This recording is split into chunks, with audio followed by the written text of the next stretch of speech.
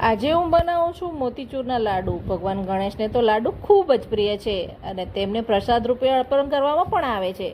સરળ સામગ્રી સાથે આ ઘર પર જ બનાવેલા લાડુનો સ્વાદ જ અદ્ભુત છે। તો ચાલો બનાવીએ મોતીચૂરના લાડુ। મોતીચૂરના લાડુ બનાવવા માટે મેં અહીંયા 1 કપ બેસન લીધું છે, જે ઘરનું ચણાનો લોટ છે તે જ, એને આપણે ચાળીને જ લેવું। એમાં મેં પોણો કપ જેટલું પાણી એડ કર્યું છે, પણ પાણી એક સાથે એડ કરવાનું નથી। કોઈક બેસનમાં પાણી વધારે જાય છે, કોઈકમાં ઓછું જાય છે। એમને આપણે સારું એવું પાતળું બેટર બનાવવાનું છે। 1 કપ બેસન લીધું તો એની સામે મેં અહીંયા પોણો કપ ચાસણીની ખાંડ લીધી છે। તમારા ઘરમાં જો ગળ્યું વધારે ખવાતું હોય તો તમે 1 કપ ખાંડ લઈ શકો છો અને એટલું ડૂબે ખાંડ એટલું જ પાણી એડ કરવાનું છે। અહીંયા મેં બુંદી બનાવવા માટે દૂધની થેલીનો ઉપયોગ કર્યો છે। તમારા ઘરે જારો હોય તો તમે જારાનો પણ ઉપયોગ કરી શકો છો, પણ આ ટેકનિકથી કોઈ પણ વાસણ ખરાબ થતું નથી ને આસાનીથી બની જાય છે। અહીંયા ઝીણું કાણું પાડવાનું છે અને આવી રીતે ધાર પડે એ રીતે આપણે તૈયાર કરવાનું છે।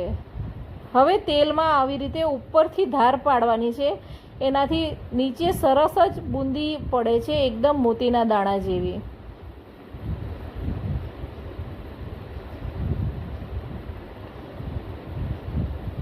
એક કપમાં તો ખાસી એવી બુંદી રેડી થઈ ગઈ છે અને બધી જ ખીલી ખીલી અને સરસ બુંદી તૈયાર થઈ છે, સારા એવા શેપમાં।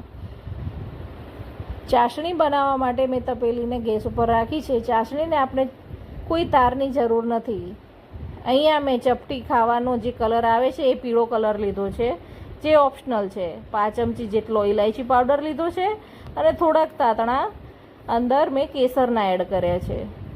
આવી રીતે ચાસણીમાં બબલ આવે એટલી જ ચાસણી કરવાની છે। આપણે જે ગુલાબજાંબુમાં ચાસણી કરીએ છીએ એ રીતની જ ચાસણી રેડી કરવાની છે અને બધા જ બુંદી અંદર તપેલીમાં એડ કરીને મિક્સ કરી લેવાનું છે। તમે આની અંદર મગજતરીના બીનો પણ જે આવે છે સફેદ, એનો પણ ઉપયોગ કરી શકો છો।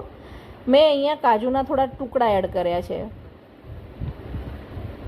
અને ઢાંકીને 15 થી 20 મિનિટ માટે આપણે મૂકી દેવાનું છે। મેં અંદર એકદમ કંદોઈ જેવો ટેસ્ટ આવે એટલા માટે 2 ચમચી જેટલું ઘી એડ કર્યું છે। આને થોડી વાર રેસ્ટ આપીને પછી ફરીથી લાડુ બનાવવાના, જેના કારણે ચાસણી બધું બુંદી ચાસણી પી જશે અને સારા એવા લાડુ આપણા તૈયાર થશે। એકદમ સરસ અને સરળ જ સિમ્પલ રીત છે, એટલે તમે પણ તમારા ઘરે એકવાર જરૂરથી બનાવો બુંદીના લાડુ।